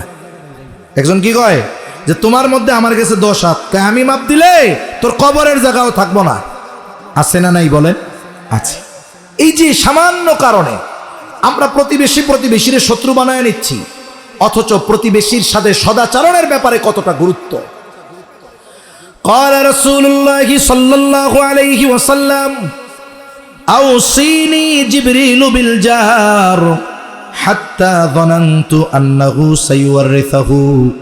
নবীজি সাল্লাল্লাহু আলাইহি ওয়াসাল্লাম বলেন, জিবরাইল আলাইহিস সালাম আমাকে প্রতিবেশীর হকের ব্যাপারে এত তাকিদ দিচ্ছিল, এত গুরুত্ব দিচ্ছিল, আমি তো একটা সময় মনে করেছিলাম হয়তো প্রতিবেশীকে ওয়ারিশ বানায় দেওয়া হবে। এতটা গুরুত্ব দিচ্ছিল জিবরাইল প্রতিবেশীর হকের ব্যাপারে, অথচ ওই প্রতিবেশীর সাথে আমরা খারাপ ব্যবহার করি। অথচ একজন ভালো প্রতিবেশী হতে পারা, ভালো প্রতিবেশী পাওয়া, এটা সৌভাগ্যের প্রতীক। একটা সময় ভালো প্রতিবেশী হওয়ার কারণে আলাদা ফ্যাসিলিটি পাওয়া যেত। ভালো প্রতিবেশী হওয়ার কারণে ওই প্রতিবেশীর পাশের জমির দাম বেশি হয়ে যেত। আব্দুল্লাহ ইবনে মুবারক রাহমাতুল্লাহি আলাইহির ব্যাপারে একটা ঘটনা আছে। এক অমুসলিম একটা জমি বিক্রয় করবে, একই জমি, বলেন তো রাস্তার সাথে যদি লাগা এক দাম, আর যদি রাস্তা না পায় আর এক দাম। বলে রাস্তা লাগোয়া জমি, যেটার রাস্তা আছে এইটার যে দাম হবে, ঠিক ওর 20 হাত পরে আর একটা জমি, ওইটার দাম ওইটার অর্ধেক হবে। কেন? বলে অবস্থানের কারণে। ঠিক কিনা বলেন? অবস্থানের কারণে জমির দাম বেশি। আব্দুল্লাহ ইবনে মুবারক রাহমাতুল্লাহি আলাইহির প্রতিবেশী একজন ছিল অমুসলিম। সে একটা জমি বিক্রয় করবে। জমি স্বাভাবিকভাবে প্রত্যেকটা অঞ্চলেই জমির একটা বাজার দর থাকে। লেখালুখায় যা লেখে লেখুক, দলিলে যা লেখে লেখুক, মৌজার দাম যা লেখে লেখুক, কিন্তু স্বাভাবিক বেচা কেনার দাম থাকে আলাদা। বেচা কেনার একটা বাজার দর থাকে। এই বাজার দরের সাথে 19-20 হতে পারে। যার টাকা বেশি সে কিছু টাকা বেশি দিয়ে জমি কিনে, এরকম হয়। আব্দুল্লাহ ইবনে মুবারক রাহমাতুল্লাহি আলাইহির বাড়ির পাশে জমি বিক্রয় হবে। মালিক অমুসলিম, বিক্রয়ের জন্য প্রচার দিছে, কিন্তু জমির দাম বলছে দ্বিগুণ। 1 লাখ টাকার জমি 1,10,000 হতে পারে, কিন্তু যদি কেউ 1 লাখ টাকার জমি 2 লাখ বলে, 1 কোটি টাকার জমি 2 কোটি টাকা বলে, বাজার দরের দ্বিগুণ বলে, বলেন তো ওই মানুষটাকে মানুষ তিরস্কার করবে কি করবে না? এই মিয়া, তুমি কি বেচা কেনা করতে আইছো নাকি মজা মারতে আইছো? বাগো, মানুষজন আইসা তারে তিরস্কার করতেছে। আরে মিয়া, জমির যা দাম তার দ্বিগুণ কেন চাইতেছ? হট্টগোল লেগে গেছে, লোকজন জমা হয়ে গেছে। এইবার ওই অমুসলিম বলতেছে, আমার জমির দ্বিগুণ দাম চাওয়ার কারণ আছে। আমার জমিটা যদি তুমি ক্রয় করো, শুধু জমির মালিক হবা তা নয়, জগৎ বিখ্যাত মুহাদ্দিস আব্দুল্লাহ ইবনে মুবারকের প্রতিবেশী হয়ে যাইবা। এই কথা যখন বলছে, এইবার অনেক মানুষ দ্বিগুণ দাম দিয়ে এই জমি কেনার জন্য প্রস্তুত। যাহা এইরকম একজন মানুষের প্রতিবেশী হওয়া যাবে, এর চাইতে সৌভাগ্যের আর কি হতে পারে? তাহলে দেখুন, আমি চিন্তা করব যে আগে আমি ভালো প্রতিবেশী হব। আমি যদি ভালো প্রতিবেশী হই, তাইলে আমার আশেপাশের মানুষ ভালো প্রতিবেশী হওয়ার চেষ্টা করবে। চিন্তা করবে না, লোকটা ভালো মানুষ, আমাদেরও ভালো হওয়া দরকার। কিন্তু অবস্থা কি? আমরা চিন্তা করি যে আমার প্রতিবেশী আমার সাথে ভালো ব্যবহার করবে, আমার যা মন চায় আমি তার সাথে করব। এটা কখনো হবে না। তাহলে আমাদের নিয়ত কি হবে? 1 নাম্বার, আমি প্রতিবেশীকে কষ্ট দিব না। বলেন, প্রতিবেশীকে কি দিব না? যদি প্রতিবেশী কোনো কারণে আমারে কষ্ট দেয়, আমি একটু ধৈর্য ধারণ করব। আমার এই ধৈর্যের ফলে কি হবে? হয়তো আমার এই সবরের কারণে, আমার এই ধৈর্যের কারণে ওই খারাপ প্রতিবেশীটার আচার আচরণে পরিবর্তন হবে, ও ভালো মানুষ হয়ে যাবে। ঠিক কিনা বলেন? তাহলে প্রতিবেশীর হকের ব্যাপারে আল্লাহ তাআলা জানায় দিলেন। এরপরে আল্লাহ সুবহানাহু ওয়া তাআলা প্রতিবেশী হোক সে দূরবর্তী হোক সে নিকটবর্তী, সকলের সাথেই ভালো ব্যবহার, সকলের হক আদায় করব। এরপরে আল্লাহ তাআলা বলেন, ওয়াস-সাহিবি বিল জাম, সহকর্মী, সঙ্গী। এটা ব্যাপক ব্যাখ্যা। সঙ্গী কে হতে পারে? বলে স্বামী স্ত্রী দুইজন, একজনের আর একজনের উপরে হক আছে। একই অফিসে চাকরি করে, সহকর্মী, বলে একজনের আর একজনের সাথে ভালো ব্যবহার করতে হবে, হক আছে। একই ওস্তাদের ছাত্র, এরাও সঙ্গী, একজনের একজনের উপরে হক আছে। এইরকম ভাবে যে আমার সঙ্গী, বলে সামান্য সময় আমার সাথে সফর করতেছে, ওই সময়টাতে সে আমার সঙ্গী, ওই সময়ও তারও কিছু হক আমার উপরে আছে। এই বিষয়গুলো খেয়াল রাখা। হকগুলো বলতে গেলে লম্বা সময় যাবে, ওইদিকে যাব না। এক কথায়, আমার সঙ্গী যদি কেউ সামান্য সময়ের জন্য হয়, ওই সঙ্গী আমার কাছে কিছু হক পাওনা আছে না নাই? আছে। মনে করেন গাড়ির মধ্যে গেছি, 2টা সিট, 2 জনের 2টা, উনিও 300 টাকা দিয়ে কাটছে, আমিও 300 টাকা দিয়া। এবার আমি 1.5 সিট নিয়ে সুন্দর মতো ঠ্যাং উঁচা করে বসে রয়েছি। আমার সঙ্গী যিনি পাশে বসবেন, ওনার জন্য আইখান সিটও নাই। এই যে আমি কি করলাম? আমার সঙ্গীর হক নষ্ট করলাম। এখন বলুন, সামান্য সময়ের জন্য যদি কেউ সঙ্গী হয়, তারও যদি হক থাকে, তাইলে স্বামী স্ত্রী দীর্ঘকাল একসাথে বসবাস করতেছে, বলেন তো একে অপরের উপরে হক আছে না নাই? এই হকগুলোর ব্যাপারে খেয়াল রাখা। এরপরে আপনি সাবিল, মুসাফির, তাফসীরের মধ্যে আসছে মেহমান হোক আর অমেহমান হোক, সব ধরনের মুসাফিরের সাথে ভালো ব্যবহার করা। অনেক সময় অনেক মুসাফির আমার আপনার মেহমান হয়ে আসে 2 দিনের জন্য, 3 দিনের জন্য। অনেক সময় ওই মুসাফির আমার আপনার আত্মীয় হয়, অনেক সময় আত্মীয় হয় না। বলে মুসাফির যেই হোক, মেহমান হোক আর অমেহমান হোক, উভয়ের সাথে ভালো আচরণ করা।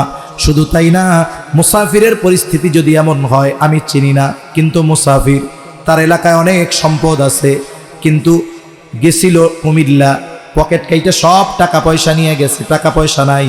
বলে এই ধরনের মানুষের জন্য সহযোগিতা কত জরুরি। প্রয়োজনে তার বাড়ি ফেরার জন্য, প্রয়োজনে তাকে যাকাতের অর্থ দেওয়া যাবে। সে বাড়িতে অনেক ধনী কিন্তু এখন তার নাই, মানুষ যেন তাকে সহযোগিতা করে। এই জন্য শরীয়তে ইসলাম শুধু সাধারণ সদকা নয়, বলে তার প্রয়োজনে ওই মুহূর্তে তাকে যাকাতের টাকা হলেও দাও, সেজন্য তার প্রয়োজন মিটায় গন্তব্যে পৌঁছাতে পারে। আর যদি ওই মুসাফির আমার মেহমান হয়, তাহলে অবশ্যই ওই মেহমানের কদর আমাকে করতে হবে। কারণ এখন তো সমাজ এরকম হয়ে গেছে, মেহমান আসলে আমরা বোঝা মনে করি, অথচ মেহমান বরকত নিয়ে আসে। কি নিয়ে আসে জোরে বলেন? বরকত নিয়ে আসে। আল্লাহ তাআলা যদি কারো উপরে খুশি হন, যেই জিনিসগুলো দেন এর মধ্যে একটা হলো মেহমান। সুবহানাল্লাহ বলেন। এজন্য মেহমান আসলে বেজার হব না, আমার সামর্থ্য অনুযায়ী মেহমানের কদর করব, তাহলে ইনশাআল্লাহ আল্লাহ তাআলা আমাকে বরকত দিয়ে ভরপুর করে দেবে ইনশাআল্লাহ। এরপরে আল্লাহ রাব্বুল আলামিন বলেন, ওমা মালাকাত আইমানুকুম। জটিল একটা বিষয়, যেহেতু আজকে 1 মে শ্রমিক দিবস, স্বাভাবিকভাবে শ্রমিক কারো না কারো অধীনস্থই হয়। কেউ একদিনের জন্য অধীনস্থ হয়, কেউ মাসের পর মাসের জন্য অধীনস্থ হয়। আল্লাহ সুবহানাহু ওয়া তাআলা এই অধীনস্থদের হকের ব্যাপারে গুরুত্ব দিয়েছে। তারা যেই হক পাও না, সেই হকের ব্যাপারে আমাদের সচেষ্ট থাকা দরকার। আমার আপনার নবী মুহাম্মদুর রাসূলুল্লাহ সাল্লাল্লাহু আলাইহি ওয়াসাল্লাম একেবারে এই দুনিয়ার অন্তিম সময়ে 2টা বিষয়ের কথা বলছেন। কয়টা বিষয় জোরে বলেন? জোরে বলেন না কয়টা? সজাগ আছেন? আছেন তো? তাকবীর দেন একটা, নারায়ে তাকবীর, নারায়ে তাকবীর, মাশাআল্লাহ। নাইলে ওই আনিসুর রহমান আশরাফি হুজুরে বলবে, কিরে ওয়াজ কি জিন্দা মানুষটি করলো না মরা মানুষটি করলো, বুঝলাম না তো। আপনারা যে জিন্দা আলহামদুলিল্লাহ পরিচয় দিচ্ছেন, আল্লাহ কবুল করেন। তাহলে নবীজি 2টা বিষয়ের কথা বলছেন। কয়টা? আসসালাত ওয়া মা মালাকাত আইমানুকুম। 2টা বিষয়ের একটা হলো নামাজ, আর একটা হলো তোমার অধীনস্থ যারা আছে তাদের হক। তাই অবশ্যই অবশ্যই আমাদের অধীনস্থদের হকের ব্যাপারে খেয়াল রাখতে হবে। আমার ঘরে যদি কোনো গৃহ পরিচারিকা থাকে, তার হকের ব্যাপারে খেয়াল করতে হবে। আমি মিল ফ্যাক্টরি ইন্ডাস্ট্রির মালিক, আমার শ্রমিকদের হকের ব্যাপারে খেয়াল রাখতে হবে। কারণ দুনিয়ার সবাই যদি মালিক হয়ে যাইতো, শ্রমিক যদি না থাকতো, দুনিয়ার নিজাম ঠিক থাকতো না। হাদিসের মধ্যে আসছে এই সম্পর্কটা হবে ভাইয়ের মতো। আমার ঘরে আছে গৃহ পরিচালিকা, কাজের লোক, আল্লাহর নবী বলেন, তুমি যা খাবা তাকে তাই খাওয়াবা, তুমি যা পড়বা তাকে তুমি তাই পড়াবা। আজকে তো ওই শিকাগোর ওই ঘটনা নিয়ে 1 মে শ্রমিক দিবস বানানো হয়েছে, ওই কিছু মিছিল মিটিং ঢাকা আজকেও হয়েছে, ওই রকম চলে, শেষ। কিন্তু কোন শ্রমিক তার হক বুঝে পায় না। ইসলাম কত সুন্দর কথা বলেছে, শ্রমিকের ঘাম শুকিয়ে যাওয়ার আগেই তার পারিশ্রমিক দিয়ে দেওয়ার কথা ইসলাম বলেছে, ঠিক কিনা বলেন?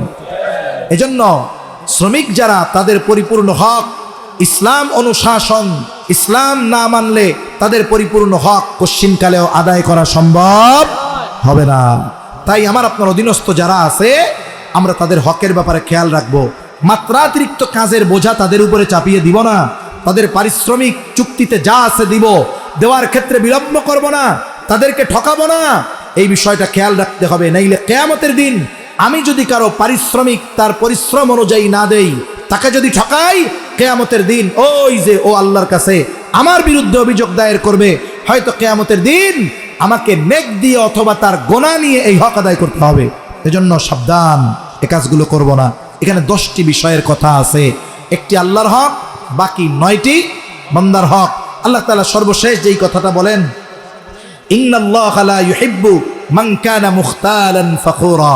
আলহামদুলিল্লাহ, হুজুর চলে আসতে, তাই না? হুজুর আসলেই আমি কথা শেষ করে দিব।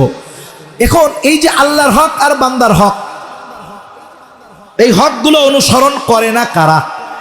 এই আয়াতের আলোকে এটা বোঝা যায়, যারা আল্লাহর হক আর বান্দার হক আদায়ের ব্যাপারে সচেষ্ট নয়, আল্লাহর হক বান্দার হক যারা নষ্ট করে, এরা হলো অহংকারী। এরা কি, জোরে বলেন? যাদের মধ্যে অহংকারের রোগ আছে, এই মানুষগুলো আল্লাহর হকও যথাযথভাবে আদায় করে না, এই মানুষগুলো বান্দার হকও আদায় করে না। তাই আল্লাহ তাআলা সর্বশেষ বলেন, ইন্নাল্লাহা লা ইউহিব্বু মান কানা মুখতালান ফাখুরা। আল্লাহ সুবহানাহু ওয়া তাআলা কোনো মুখতাল, কোনো ফাখুরকে পছন্দ করেন না। একটু কথাটা বুঝবেন, শেষ কথা। মুখতাল কে আর ফাখুর কে? একটা হলো মুখতাল আর একটা হলো ফাখুর। আল্লাহ তাআলা উভয়ের কাউকে পছন্দ করে না। মুখতাল হলো ওই ব্যক্তি, মুখতাল হলো ওই ব্যক্তি যিনি নিজেকে একা একা বড় মনে করে যে আমি অনেক বড়, আমি অনেক ভালো, আমি অনেক দানশীল, আমি অনেক বড় আলেম, আমি অনেক বড় ওয়াইজ। একা একা নিজের বড় মনে করে, আর একজনকে তুচ্ছতাচ্ছিল্য করে না, সে নিজের ভাবে আমি অনেক বড়। এ হলো মুখতাল। আর ফাখুরকে, সে শুধু নিজেকে বড় মনে করে এমন নয়, আর একজনকে ছোট মনে করে। কি বলে? ও কি জানে, ওর চেয়ে আমি ভালো জানি। ও কি জ্ঞানী, ওর চেয়ে আমার জ্ঞান বেশি। ও কি আলেম, ওর চাইতে আমি বড় আলেম। তার মানে ফাখুর হলো যে আর একজনকে তুচ্ছতাচ্ছিল্য করে, নিজেকে বড় মনে করে, সে হলো ফাখুর। আর মুখতালকে বলে ওই ব্যক্তি যে আর একজনকে ছোট মনে করে না, কিন্তু নিজের একা একা বড় মনে করে। আল্লাহ বলেন, মুখতাল আর ফাখুর এদের কাউরেই আল্লাহ তাআলা ভালোবাসেন না। আর নবীজি বলেন, লা ইয়াদখুলুল জান্নাতা মান কানা ফি কলবিহি মিসকালা হাববাতিন মিন কিবর। নবীজি বলেন, যার অন্তরে সরিষাদানা পরিমাণ কিবর থাকবে, অহংকার থাকবে, আল্লাহর নবী বলেন সে কখনোই জান্নাতে প্রবেশ করতে পারবে না। এই সম্মানিত উপস্থিতি, আমার কথার মূল যেটা, যে আল্লাহ তাআলা সূরা নিসার 36 নম্বর আয়াতে 2 ধরনের 10টি হকের কথা বলেছেন। এর মধ্যে এক ধরনের একটি হক যেটা আল্লাহর হক কি কি? বলে আল্লাহর হক হলো তারই ইবাদত করতে হবে, তার সাথে শিরিক করা যাবে না। বাকি 9টি হকের কথা আমরা জানলাম। আল্লাহ সুবহানাহু ওয়া তাআলা আমাদের সবাইকে আল্লাহর হক এবং সৃষ্টির হক, বিশেষ করে বান্দার হক যথাযথভাবে আদায় করার তৌফিক দান করেন। সকলে জবান খুলে বলি আমিন। ওয়া আখিরু দাওয়ানা আনিল হামদুলিল্লাহি রাব্বিল আলামিন। আসসালামু আলাইকুম ওয়া রাহমাতুল্লাহি ওয়া বারাকাতুহু।